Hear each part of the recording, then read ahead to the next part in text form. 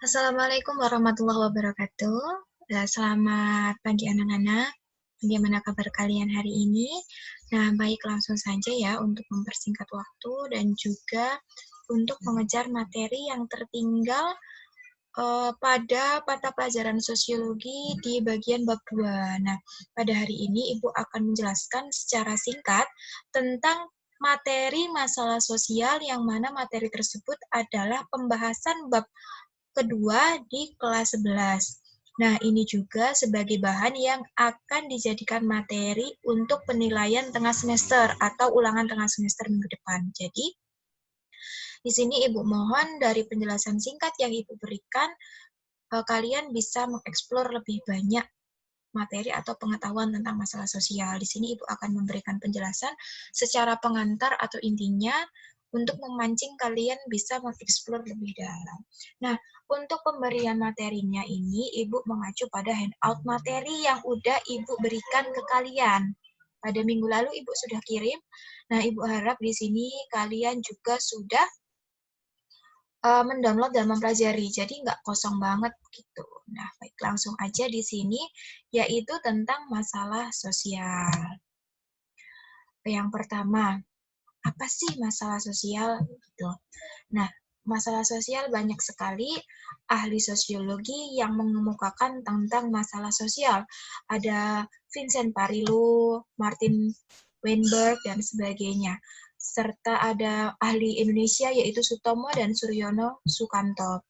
Nah, di sini berdasarkan pendapat para ahli yang kalian bisa baca sendiri di handout yang sudah ada, dapat kita simpulkan apa masalah sosial itu? Masalah sosial adalah kondisi yang tidak sesuai antara sebuah keadaan yang semestinya dengan keadaan yang seharusnya di masyarakat. Jadi, yang harusnya terjadi sama yang sebenarnya terjadi itu berbeda. Akhirnya menyebabkan sebuah masalah sosial. Contohnya seperti ini, yang seharusnya terjadi bahwa seorang anak perempuan itu tidak boleh pulang lebih dari jam 9 malam. Yang seharusnya terjadi berarti di situ adalah sebuah aturan yang harus ditaati oleh gadis-gadis di dalam sebuah masyarakat itu. Tapi dalam kenyataannya, banyak sekali anak perempuan yang pulang lebih dari jam 9 malam.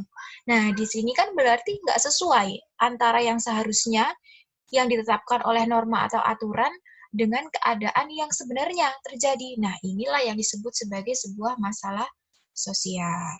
Itu adalah kesimpulan dari pengertian masalah sosial. Oke, nah ini juga bagian ayo berlatih. Kemarin kan sudah ditugaskan, kalian juga Ibu pikir sudah banyak mengeksplor tentang pengertian masalah sosial.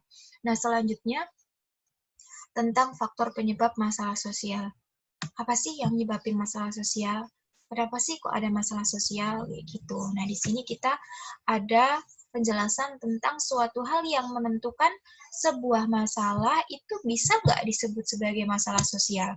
Jadi ternyata nggak semua masalah itu kita sebut sebagai masalah sosial. Nah, ini kita akan bedah tentang apa aja sih ukuran biar masalah itu bisa dikatakan sebagai masalah sosial. Yang pertama menurut Bapak Sosiologi Indonesia, yaitu Suryono Sukanto, bahwa ukuran suatu gejala dapat dikatakan sebagai masalah sosial ketika yang pertama, tidak adanya kesesuaian antara nilai sosial dengan tindakan sosial. Ini maksudnya tadi yang Ibu jelasin bahwa antara nilai atau aturan yang terjadi dengan keadaan yang terjadi itu berbeda. Jadi nggak sesuai. Di aturan tertulis A, ternyata masyarakatnya melakukan B. Itu bisa dikatakan sebagai masalah sosial. Yang kedua, sumber dari masalah sosial merupakan akibat dari suatu gejala sosial di masyarakat. Gimana nih Bu maksudnya? Maksudnya bahwa masalah sosial itu timbul awalnya dari yang namanya gejala sosial atau dari fenomena sosial. Loh, misalnya ada fenomena sekarang marak di Pringsewu layang-layang ya, fenomena layang-layang. Apa sih itu hiburan layang-layang yang itu mengumpulkan banyak orang. Nah, itu yang dinamakan gejala sosial. eksistensinya kembali permainan layang-layang misalnya. Nah, dari gejala sosial eksistensi kembalinya permainan layang-layang itu menimbulkan sebuah masalah nggak? Nah, ketika hal itu menimbulkan sebuah masalah, berarti masalah itu bisa disebut sebagai gejala sosial. Maaf, bisa disebut sebagai masalah sosial. Tapi kalau masalah itu yang timbulnya bukan dari gejala sosial, misalnya ada gempa bumi, berarti kan gejala alam. Berarti itu bukan disebut sebagai masalah sosial, karena misalnya menyebabkan kerusakan rumah dan sebagainya, itu bukan gejala sosial. Yang ketiga, adanya pihak yang menetapkan suatu gejala sosial tergantung dengan karakteristik masyarakatnya. Nah, ini yang dimaksud di sini adalah bahwa tiap-tiap masyarakat itu mempunyai karakteristik atau ukuran yang dijadikan patokan tentang masalah sosial itu yang berbeda. Misalnya dengan masyarakat Pringsewu dengan masyarakat Ambarawa tentunya menetapkan sebuah masalah sosial itu beda. Karena apa? Karena norma yang berlaku di dua daerah tersebut atau di dua masyarakat tersebut berbeda. Jadi nggak bisa ketika di Pringsewu dikatakan fenomena sebuah masalah sosial, lantas di Ambarawa juga dikatakan itu sebagai masalah sosial, tidak bisa. Kita harus melihat dulu sesuai nggak dengan normanya. Kalau sesuai berarti itu bukan masalah sosial, kalau nggak sesuai itu berarti disebut sebagai masalah sosial. Gitu. Yang keempat, masalah sosial yang nyata dan masalah sosial yang tersembunyi.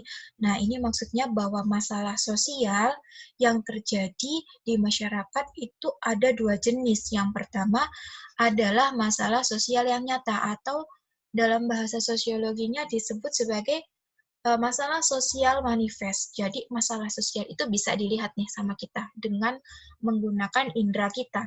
Oh, itu tuh banyak anak putus sekolah, anak itu nggak pada sekolah. Berarti itu disebut dengan masalah sosial yang nyata atau masalah sosial manifest. Selanjutnya masalah sosial yang tersembunyi atau masalah sosial yang laten. Berarti di sini kita harus tahu dong bahwa ternyata di balik masalah sosial yang nyata itu ada masalah sosial yang tersembunyi. Di balik kita melihat bahwa banyak anak putus sekolah, ada masalah sosial apa? Masalah sosial laten apa di balik masalah sosial manifest itu?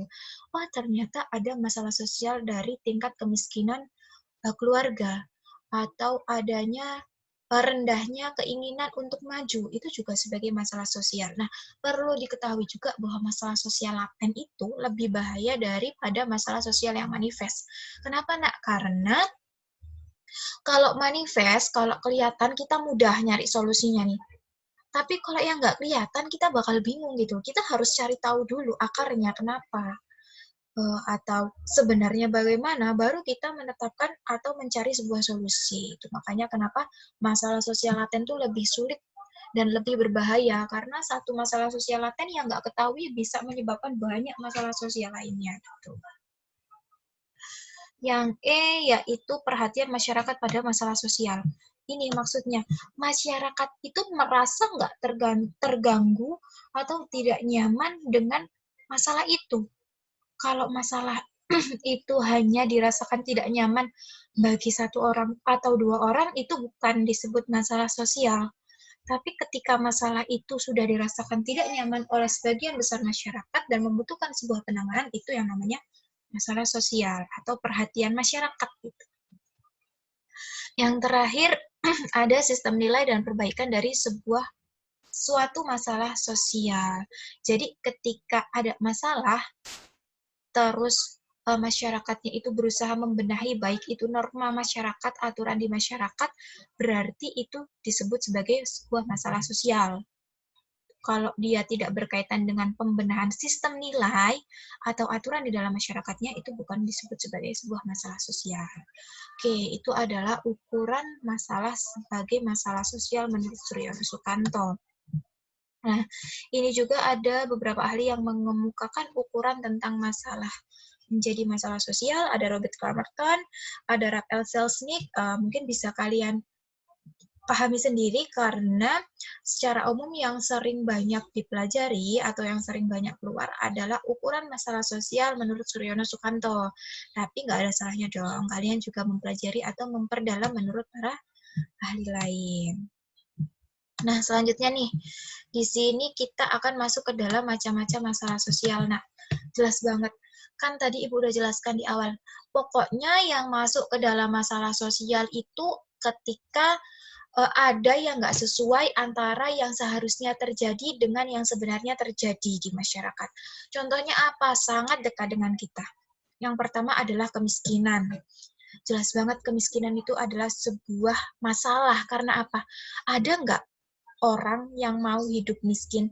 Ada nggak ketentuan di dalam sebuah masyarakat yang mengharuskan bahwa atau menetapkan bahwa masyarakatnya harus hidup di bawah garis kemiskinan? Pasti nggak ada.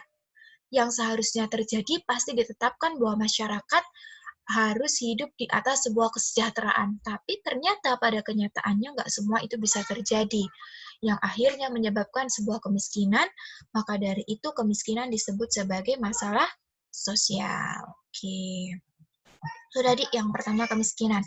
Untuk penjelasan tentang kemiskinan, ini sudah dijabarkan. Ibu harap kalian juga bisa mempelajari karena ini sudah cukup jelas ya. Di sini ada kemiskinan struktural, ada kemiskinan kultural, dan sebagainya. Apa sih penyebab kemiskinan? Tuh. Bagaimana cara mengatasi kemiskinan? Ini sudah dijelaskan. Kalian bisa baca-baca. Terus yang selanjutnya, masalah yang kedua adalah kriminalitas. Ini jelas banget crime ya, kriminalitas. Nah, perlu diketahui dulu bahwa kriminalitas itu berbeda ya nak dengan penyimpangan sosial. Nah, kalau kriminalitas itu biasanya sebuah permasalahan sosial atau penyimpangan yang berkaitan dengan lembaga hukum yang berlaku. Jadi ketika kita menyimpang dari lembaga hukum yang berlaku itu kita biasanya dikenai sebuah sanksi hukum, atau dengan secara singkatnya itu biasanya yang berkaitan dengan penegak hukum seperti polisi dan sebagainya, itu biasanya disebut dengan kriminalitas. Tapi kalau sebuah pelanggaran yang mana itu nggak berkaitan dengan pelanggaran hukum yang berlaku, misalnya hanya sekedar mencontek atau sekedar menganggur dan sebagainya, itu penyimpangan dari sebuah masalah. Tapi itu tidak bisa dikatakan sebuah kriminalitas. Karena apa? Itu nggak berkaitan dengan lembaga penegak hukum yang berlaku di dalam masyarakat. Itu yang dimaksud dengan kriminalitas. Kalau kriminalitas contohnya apa? Banyak banget. Pasti kalian udah bisa mencontohkan sendiri. Pencurian, pemerkosaan, terus apalagi seperti korupsi, itu tindak kriminalitas yang merupakan sebuah masalah sosial yang harus diatasi. Oke, untuk penjelasan terkait dengan kriminalitas bisa kalian pelajari di handout sendiri ya. Untuk mempersingkat waktu penjelasan karena kondisi dan keadaan kita, Ibu nggak bisa ngasih penjelasan panjang lebar. Ibu harap kita sama-sama saling belajar. Ibu juga memberi umpan, kalian menerima umpan dan mengeksplor umpan dari Ibu. Nah, yang ketiga, yaitu kenakalan remaja nih. Kenakalan remaja itu masalah loh untuk masyarakat. Kenakalan remaja itu beban loh untuk masyarakat. Kenapa? Karena kenakalan remaja itu dapat menghancurkan masa depan masyarakat itu sendiri jika tidak segera diatasi. Remaja merupakan masa depan berlangsungnya kehidupan di dalam masyarakat. Kalau remajanya benar, nggak ada kenakalan, otomatis masyarakat itu mempunyai harapan untuk berkembang ke depannya lebih baik. Tapi ketika banyak kenakalan remaja di dalam sebuah masyarakat, itu bisa menjadi sebuah masalah yang menyebabkan masyarakat itu terpuruk atau terbelakang dan tidak berkembang. Nih, kenakalan remaja. Untuk pengertian bisa kalian baca di sini, udah Ibu cantumkan. Banyak juga faktor-faktor kenapa sih remaja itu bisa nakal gitu.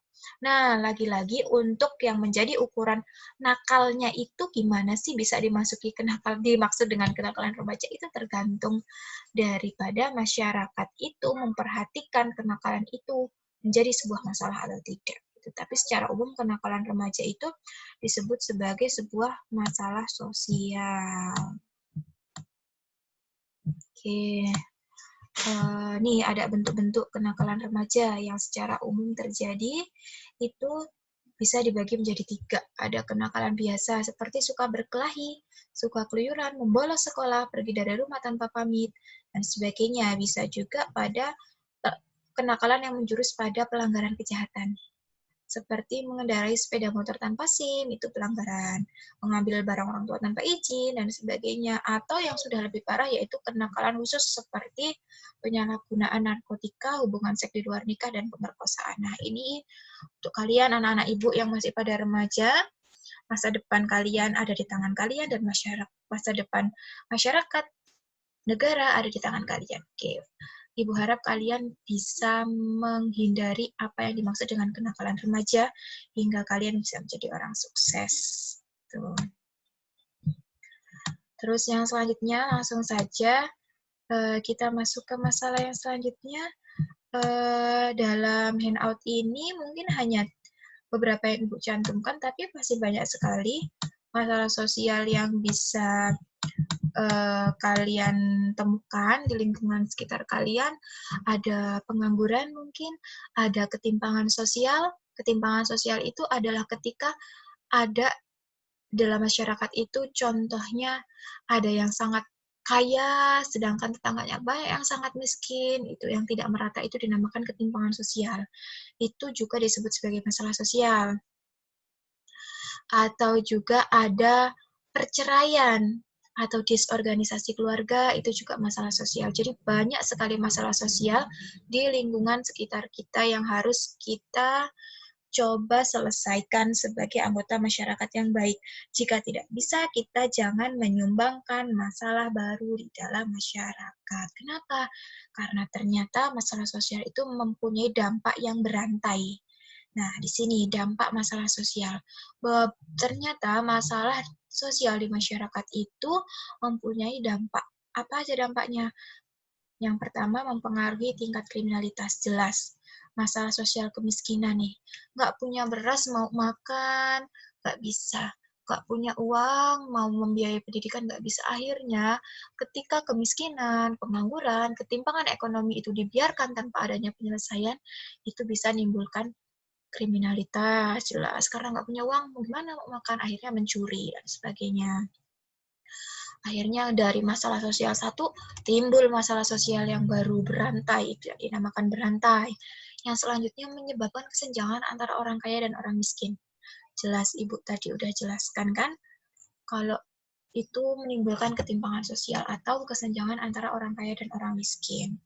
Yang ketiga, menyebabkan adanya perpecahan kelompok. Jelas banget, dari kriminalitas misalnya. Dari kemiskinan saja. Karena miskin dia nggak bisa makan tuh, akhirnya ngerampok tempat tetangganya. Menimbulkan masalah sosial baru, kriminalitas. Ketika ketahuan bahwa dia mencuri tempat tetangganya, menimbulkan masalah baru, yaitu perpecahan kelompok antara satu tetangga dengan yang tetangga yang lain itu saling bermusuhan. Bukan? Yang selanjutnya juga memunculkan perilaku menyimpang. Jelas masalah sosial memunculkan perilaku menyimpang. Tadi, kenakalan remaja. Kenakalan remaja jelas perilaku menyimpang. Karena apa? Yang pertama, mengambil barang orang tua tanpa milik misalnya.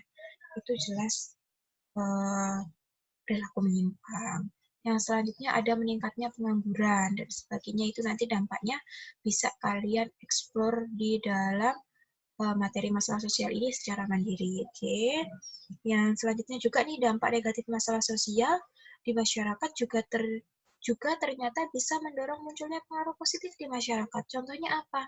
Contohnya adalah ketika masalah sosial itu dapat memunculkan nilai-nilai baru seperti perubahan dan pembangunan.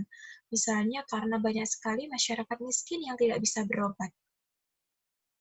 Nah, akhirnya pemerintah meluncurkan sebuah program Kartu Indonesia Sehat. Nah, ini juga pembangunan. Karena ada masalah, akhirnya pemerintah menetapkan nilai baru, terjadinya sebuah perubahan. Atau karena banyak masyarakat yang menganggur, akhirnya masyarakat membuka pelatihan bagi prakerja. Ini juga sebuah pembangunan di masyarakat. Ternyata selain negatif, masalah sosial itu juga memberikan dampak yang positif. Oke, yang terakhir di sini terkait dengan pemecahan masalah sosial. Bahwa masalah sosial itu wajib untuk diselesaikan. Karena apa? Agar tidak menimbulkan masalah-masalah sosial yang baru. Seperti tadi kan sudah dijelaskan bahwa Dampak masalah sosial adalah menimbulkan masalah sosial yang lainnya. Terus siapa, Bu, yang wajib untuk memecahkan masalah sosial? Bahwa semua anggota masyarakat wajib untuk menyelesaikan sebuah masalah sosial.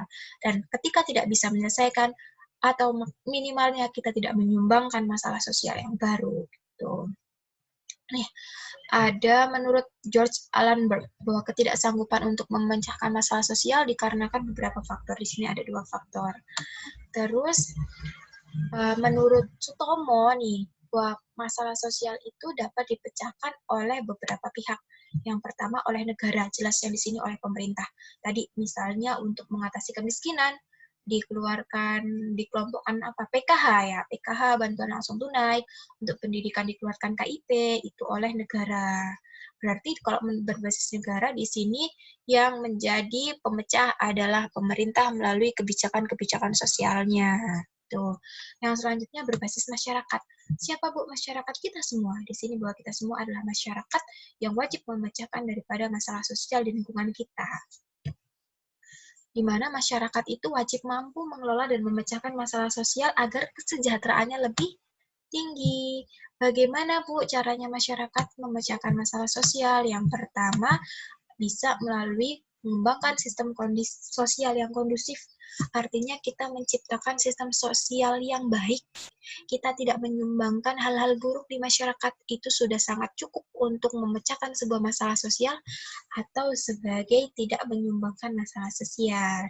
Yang selanjutnya memanfaatkan modal sosial.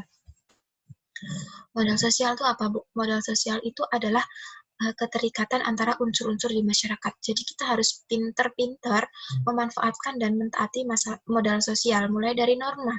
Ketika kita mengaturi norma atau aturan di masyarakat, pasti tidak akan muncul masalah sosial. Yang selanjutnya, misalnya kita mematuhi oleh rasa kepercayaan antar anggota masyarakat. Ketika kita patuh dengan rasa kepercayaan dan saling menjaga rasa kepercayaan, otomatis tidak menimbulkan sebuah perpecahan antara satu masyarakat dengan masyarakat yang lainnya. Saling percaya, saling mendukung, saling bekerja sama, itu akan menciptakan sebuah sistem sosial yang kondusif dan tidak menyebabkan adanya masalah sosial. Dan yang terakhir, bisa memanfaatkan institusi sosial dengan baik atau lembaga sosial. Bahwa ketika kita bisa memanfaatkan atau menggunakan institusi sosial dengan baik, sesuai dengan porsi dan fungsinya, pasti tidak muncul masalah sosial. Karena apa? Ketika sudah ada lembaga atau institusi pendidikan, kita sekolah dengan baik di dalamnya, nggak sembrono, nggak menyimpang, dan sebagainya, pasti tidak ada masalah sosial, karena kita memanfaatkan institusinya dengan benar.